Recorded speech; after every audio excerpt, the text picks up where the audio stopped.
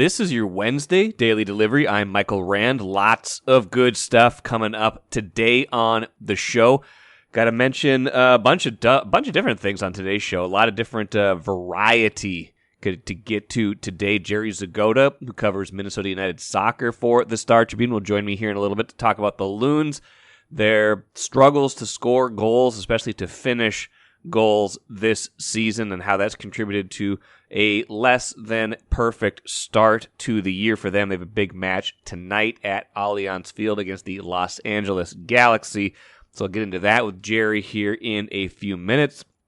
Got to talk Lynx. Got their first win on Tuesday. Big one for them.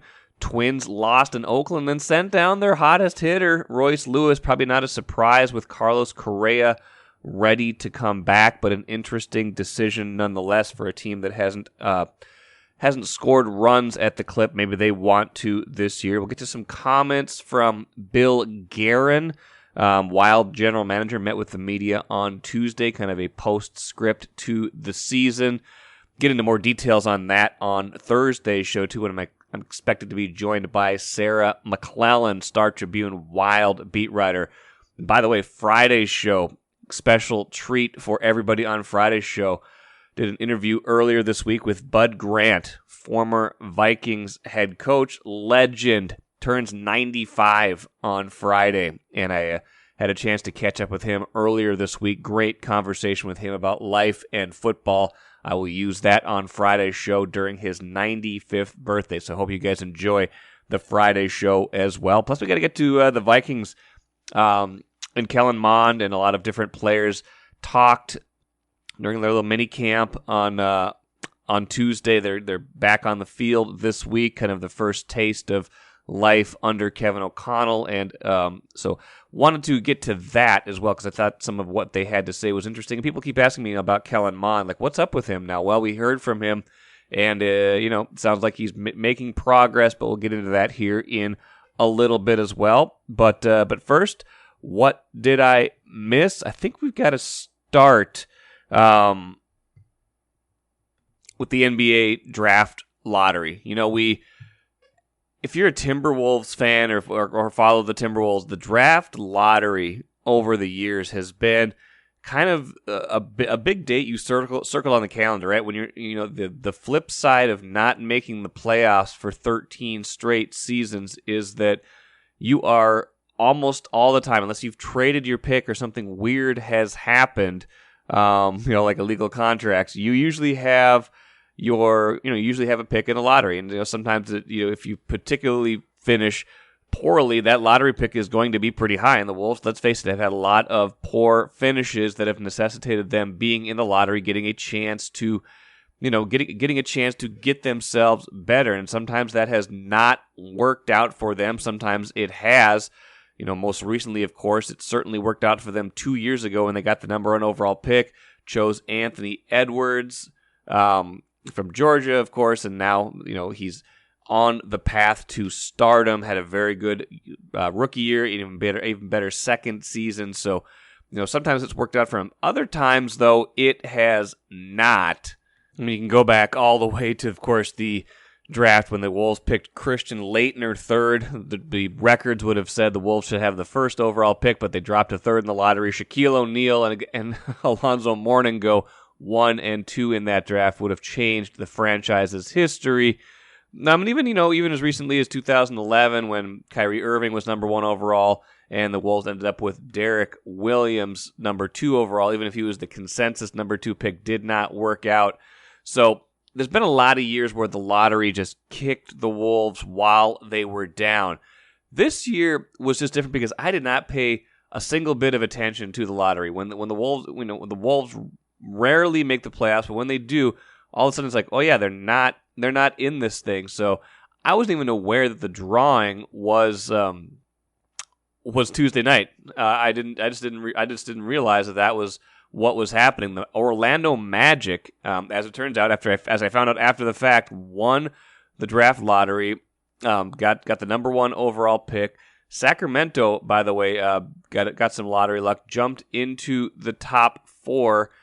So that was a big one for them as well. But Interesting, Orlando could have a chance to draft Chet Holmgren, the former Minnehaha Academy star, former Gonzaga player, because that would be interesting because they drafted Jalen Suggs last year, and now they could have a chance to make his teammate, his former high school teammate, the number one overall pick, if that's the way they decide to go with the number one overall pick. Now, it's not clear exactly who they will pick, but it's interesting to think about that. So, the larger point being, I didn't think about the lottery at all. That's a rare position for someone who follows the Wolves quite a bit to be in.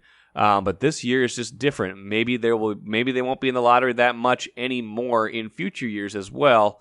Which is good, of course, because it would mean they were making the playoffs. But also, if you're of the mind that they need one more difference-making player, they're going to need to do it in a creative way. Can they get it with the number 19 pick in the draft this year, which is what they have?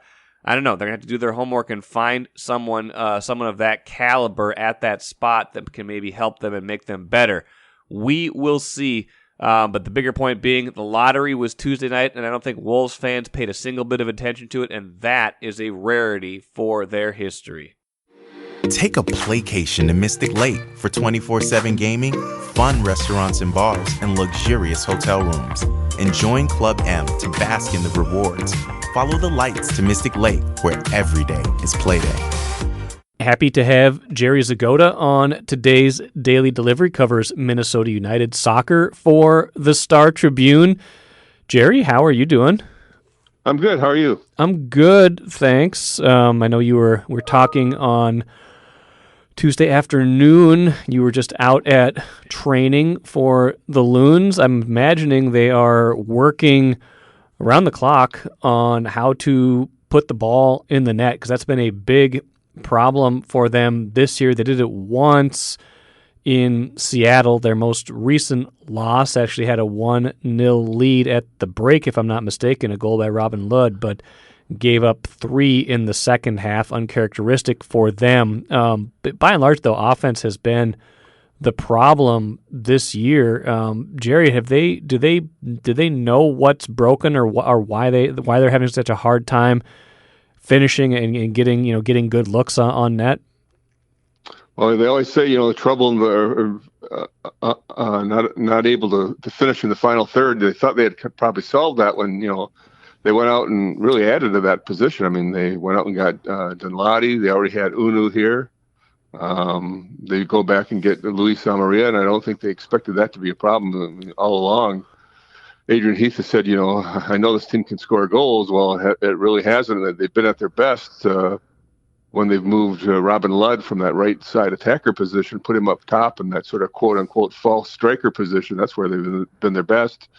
They haven't really, they're paying Unu more money than anybody, and they haven't really played him at all this year. And then a guy like Amarilla, his wife had a baby, then he got sick. I think he got COVID, so he's been down. He came back and played as a second-half sub on Sunday in Seattle, but they just haven't, been able. They've certainly had plenty of chances. They just haven't been able to finish it, and I don't know if that speaks to the quality of the strikers they have, and they're not as good as they thought they were, or if it's just a passing thing, or what it is. But it certainly has been an issue, and one that you wouldn't have expected when the season began, especially since the investment they put in that position. Well, that's got to be frustrating for them, because they did. You're right. I mean, this has been some ongoing problem. I would say defense was their identity last year when they made the postseason, and if obviously that's why they invested more in it in the off season. I guess, is there, as you talk to manager Adrian Heath or the group, are they optimistic about anything changing, or is this still very much a work in progress until something does change? Well, I think I think they still have the confidence, and I think Heath still thinks this team can score goals, but you've got to do it. So, and they just had stretches where they can't finish plays. I mean, Lud, I think, leads them in goals, and probably could have close to that many more in good chances that they haven't finished at. So I don't know. I mean, there's not a lot of options at this point. There's, the last transfer window is behind them. The next one's at least, I think, a month coming up. And I think Adrian just sort of thinks, well, it'll test his faith here and his words to see if this team really can score goals, because he said all along it will and can, and it hasn't so far. Now, it doesn't get much easier when it comes to that. Just looking at the schedule, LA Galaxy Wednesday night, that game at Allianz Field, and then FC Dallas coming up this weekend. If I'm looking at it correctly, those are the two stingiest teams, at least in the Western Conference. LA's given up just 10 goals in 11 games. Dallas just 8 goals in 11 games.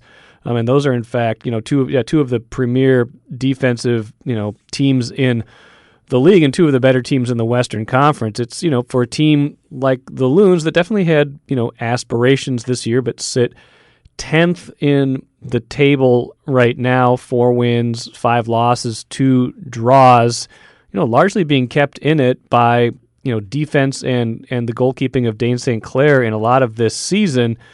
It's good. It feels like it's starting to become a little bit of an uphill climb. How are they aside from, trying to get themselves right tactically, how are they holding up in terms of their own confidence in, just being able to win matches? Yeah, well, I mean, they keep saying they have it, but again, you have to do it. Maybe this improved new pitch they're putting in at Allianz Field will help them. Maybe the ball will bounce a little bit better and be on their side. But they've got they've got these stretches where they got so many games coming. Wednesday, and then they've got the U.S. Open Cup game even after Dallas. So hopefully they can get a little momentum, get a victory here, a victory there, and get back, because they're starting to fall beneath that playoff line more than you'd like to see. You don't want to lose track of that, but they're not alone. I mean, down there with them already still is Seattle. If you look at the standings, and a team that historically has always been good, like Sporting Kansas City. So there's a couple other teams down there with them, but they don't want to lose too much touch with that. So this is an important stretch coming up. And they've always had trouble in Seattle, I believe, but Seattle had a stretch this year where they didn't win much at home, but it was bookended by wins over the Loons out there. Is this just a problem with finishing, or is it more, are they feeling like they're still getting enough of the run of the play to feel good about their system and how they're approaching the attack, or is it more of a holistic problem with the attack in general? Well, if you talk to Adrian, I think he thinks that, it's just that they've, that a game like Sunday when it was 3-1 has just been, misleading, that they had the run of the play for most of it. And then he was rather harsh calling it either stupid or stupidity of some of the individual errors they made. But I think he thinks that overall they've been competitive. It's just those chances that they haven't taken, it's gotten away from them. Like, they were up 1-0 against Seattle, and it could have been more. Then all of a sudden there's a penalty, and all of a sudden it's 3-1 before you know it. So I think he still has confidence in them. I think he still thinks they, in the vast majority of games have outplayed the other team, but just haven't finished off the goals and haven't finished off the games. Interesting personal connection for the Loons in Wednesday's game. Chase Gasper coming back with Los Angeles. What do you imagine that will be like? Well, it'll be good. It'll be a good homecoming. It's fast. I mean, they just it's been a couple of weeks since they traded him.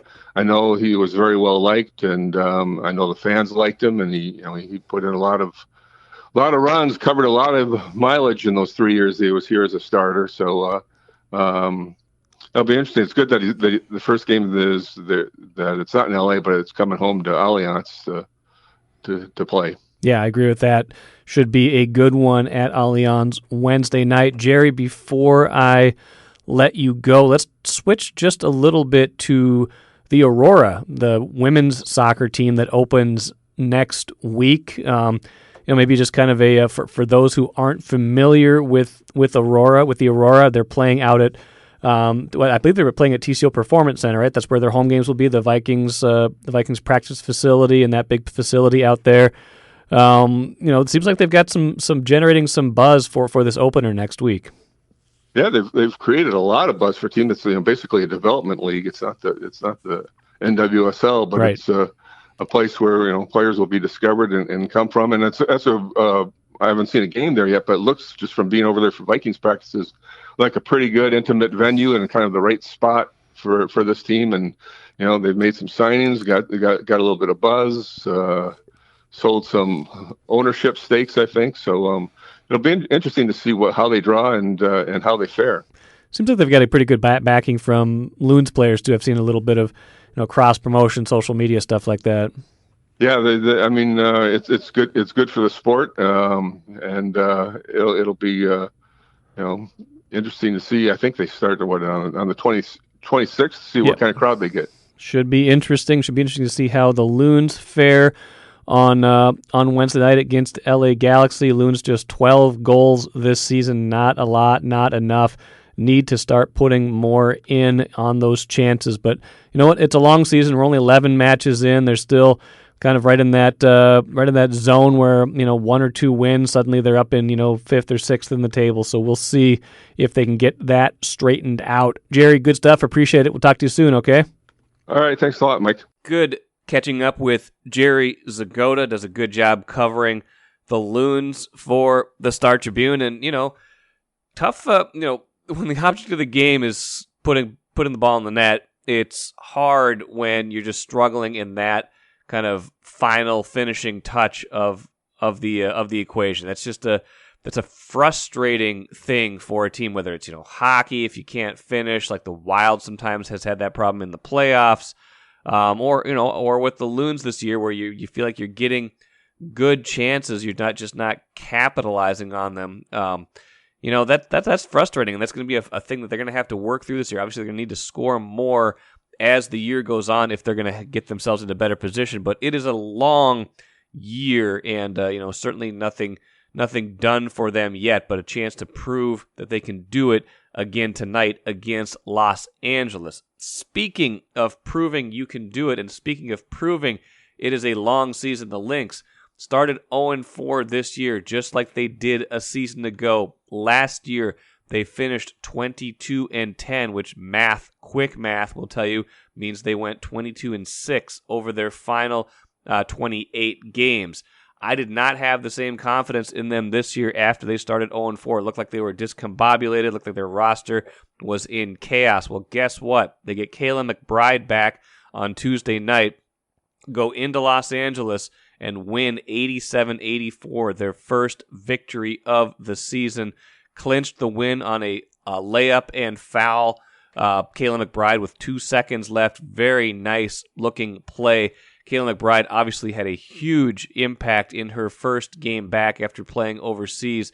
24 points, 3 assists, a couple steals, a few rebounds. A pretty efficient 8 of 18 from the field. Sylvia Fowles was huge in this game. 20 points, 12 rebounds, a couple blocks. And, they got some contributions from the rest of their lineup as well. Mariah Jefferson, the point guard they brought in, ran the offense very well. 20 points, 6 assists, 4 steals, 7 rebounds. If she can play like that for the rest of the year, they will be in very good shape. So even without Aerial Powers getting going, she was just 1 of 9 for 5 points. They beat a good LA Sparks team on the road, so they've got to be feeling a little bit better about that, about where they're at after that 0-4 start. After the game, head coach and general manager Cheryl Reeves seemed much relieved and had a chance to chat about just the impact of Kellen McBride on this game. Here was her answer to that question from Kent Youngblood of the Star Tribune. Obviously, you've been around and you've seen Kayla's impact in terms of the pace of play, that you got to guard her. That just gave us another dimension, and to be able to get a little more easy offense from other places. That's what we've been lacking, and so certainly didn't necessarily know that K-Mac could. I knew she would be in shape because she's coming off of playing. Don't necessarily like playing that many minutes, but she was that good. It was hard to take her out. And then big possession at the end there, where we knew she would get chased and just threw right over the top there, and she did a really strong finish to seal the game. So certainly player of the game for us tonight, and she's super happy. She's captain of this team and wants her play to be contagious, and it was all of that and then some. So we're happy she's back. So another tough one for the Lynx next. They play the Las Vegas Aces. We'll see how that game goes, but certainly looking like more of the team they envisioned at the start of the year, and we'll see if they can dig themselves out of another 0-4 hole this season. Twins lost in Oakland. It wasn't Dylan Bundy's fault. He pitched 3 scoreless innings, but Josh Winder, who'd been very good in his first 2 starts this year, he kind of piggybacked off of the Dylan Bundy start, did not go his way, gave up 5 runs. Twins lose 5-2. Home run and a double from Royce Lewis, their top prospect, who's filled in very well for Carlos Correa when Carlos Correa has been out with that injured finger. And then after the game, finds out he is being sent down because Correa is ready to come back from injury, even though he's probably been one of their better hitters so far this season. So interesting decision there, interesting thing to deal with for him. But I'm sure it'll be fine. He needs to play every day, right? He's probably going to be their starting shortstop in 2023. He's given them a glimpse of what he can do. He's got to be very encouraging to the Twins that he was able to do everything he's done so far. Hitting very well, hitting .308. He's got 4 doubles, 2 home runs. He's played solidly at shortstop. But Rocco Baldelli, Twins manager, had this to say after the game. Said, anytime a guy is playing the way Royce is playing for us, and you're not going to be able to potentially put him in the lineup where you want, things get imperfect pretty quickly. He said, it's not an easy decision. He's played great. He's got some electricity in that bat for a wiry guy. He said, we're going to move him around the field a little bit to get him a little bit of exposure at different spots. The last thing we want to do is start sending him all over the field to play in places where he's literally never played a game. Bouncing him all around right now, probably not the best way to go and not the best way to prepare him to play at this level. So mostly it's, I'm sure it's primarily about him playing every day. He's not going to play every day if Carlos Correa is holding down shortstop, and you don't want to start messing around with him when he's in a comfort level, when he's in a groove, and putting him all over the field, even though he might at some point be, kind of one of those guys who can play 2 or 3 different positions. If he's settling in at shortstop, then this is your shortstop of the future for the next 5 to 10 years. You do probably need to take a long view of this, but it's tough because the Twins, for all of their strengths this year, for all of their good start and their first place standing right now in the AL Central, haven't really hit all that well. A lot, they've been inconsistent at the plate, and he's been one of their most consistent hitters since he's come up. And to have that bat out of the lineup is a tough blow for them. So I'll be interested to see if he comes back at some point this season, even if Carlos Correa is healthy, just to see, is he too good to keep off the field? Is he too good that you just can't have him not in the big leagues right now? That will be the question, especially as the year goes on. So I'll be watching for that. But you got to be encouraged if you're the Twins and a Twins fan about the way he played so far, especially coming off of ACL surgery, the freak injury. Hadn't really played a real game in over 2 years before this year because of pandemic in 2020, and then the injury last season, and all of a sudden it looks like he hasn't missed a beat. Looks every bit worthy of being that number 1 overall pick 5 years ago. So that part is encouraging, even if the short term for Royce Lewis is disappointing that he's getting sent down to St. Paul. Wild general manager Bill Guerin met with the media on Tuesday, kind of a wrap-up of the season. Kind of, the big question going into the offseason, again, like I said at the beginning, Sarah McClellan and I will get into this a little bit more on Thursday's show, is, Zach Parise and Ryan Suter's buyouts hit the cap pretty hard next year. They were $4.7 million hit this year, $12.7 million next year. So basically, with the cap only going up $1 million, they have about $7 million less to spend on players in 2022-23 than they did a year ago, if you just do the math. Now, again, they were able to craft a pretty good team this season, probably the best team in franchise history, balanced scoring, good depth. They had everything they needed. They were able to do that even with, Parise and Suter hitting the books to the effective $4.7 million. What will they be able to do at $12.7 million with the cap going up a little bit? So $7 million less. If you do the math on that and you think you want to keep a lot of players, but you're not going to, you don't feel like you have to add a ton of players, $7 million could be about what a Kevin Fiala will cost after the year he had, even though he did not have a great showing in the playoffs. that could be the difference between this year's team and next year's team. No Kevin Fiala. Assuming other salaries stay relatively flat, other guys don't need huge raises. Guys like Kalen Addison, Marco Rossi making the jump full time into the lineup. Addison on the blue line, Marco Rossi in the top 9 forwards. And Guerin told reporters on Tuesday, we knew exactly what we were doing. We knew exactly what position we were putting ourselves in reference to those buyouts for Parise and Suter. I'd do it again. We're just going to deal with it. And he didn't sound terribly optimistic that they're going to be able to bring Fiala back. He said there's uncertainty. We'd love to have Kevin back. I don't know if it's going to be possible. Anytime a general manager says something like that, you can read the writing on the wall. Unless something weird happens, unless there's not a Kevin Fiala market, which I couldn't imagine there wouldn't be a Kevin Fiala market after the year he had, 33 goals, 85 points, even with the 0 goals in 6 games in the playoffs and all the penalties he took, the disappointing run he had there. There's going to be a robust market for someone who can score like that, who emerged as a scorer like that. That's going to be a hit for the Wild next year. That takes a bite out of some of their offensive balance, because it was nice during the year that they didn't just have to lean on Kirill Kaprizov. And again, it won't just be, you will be able to replace Kevin Fiala if you move on from him, but you won't be able probably to replace him with someone who has that level of skill and that level of goal scoring. So that will be a deficit on next year's team. Interestingly, they seem like they're trying to bring back Marc-Andre Fleury, the goalie they traded for at the deadline, to rotate again with Cam Talbot. That's an interesting one to me, because I don't know what kind of salary he will command. He just finished up with a $7 million deal. I don't think he's going to get that much, being on the back end of his career now. But if they can sign him for half that, is it worth it? Or do you I don't know. That's an interesting question. He was 37 years old. He was pretty good after the pickup. He was okay in the playoffs. I'd say a little bit disappointing to me, but again, not a lot of that was his fault, and he did fare better than Cam Talbot, who gave up those. He lost 5-1 in the game he started. So it would give them a very good goaltending tandem if he was able to stay here. But again, that costs money. How much will they be able to afford? So interesting questions for the Wild this offseason. And again, we'll get into that more on Thursday's show. Let's finish with the cooler. Vikings minicamp, OTAs, whatever you want to call them, starting this week. They had a bunch of different players available to the media. Looks like Daniil Hunter is looking good after last year's injuries.